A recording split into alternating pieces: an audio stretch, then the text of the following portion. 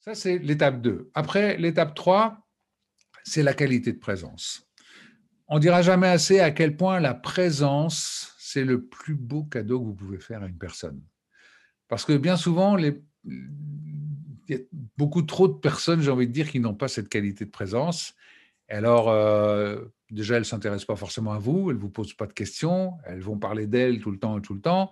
Et peut-être qu'à un moment, elles vont dire, et toi, ben moi, voilà. Et puis, ah ben oui, ça me fait penser à moi quand j'étais, etc. Elles vont revenir à elles tout le temps.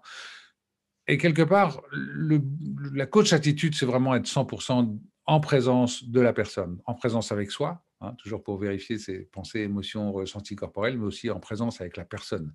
C'est-à-dire que quand je suis avec elle, je ne pense pas à autre chose. Quand je suis avec elle, je suis vraiment pleinement avec elle. Je suis pleinement à la regarder dans les yeux, à l'écouter. Je suis totalement présent à tout instant de l'entretien.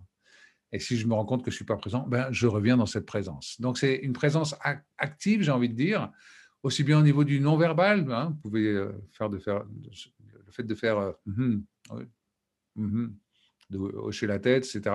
C'est une présence. De reformuler. Donc, si je comprends bien, d'après ce que tu me dis, enfin, avec l'enseignante, un problème parce que, etc.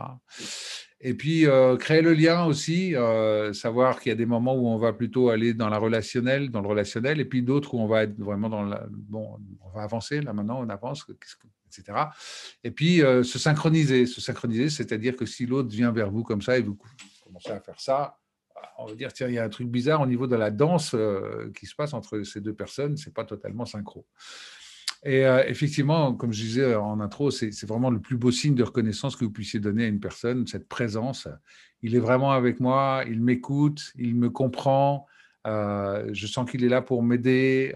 Et du coup, ça va vraiment permettre à la personne de se relâcher et d'être pleinement dans le travail du coaching et de réfléchir sans parasite, etc., etc. Donc, essentiel, cette qualité de présence.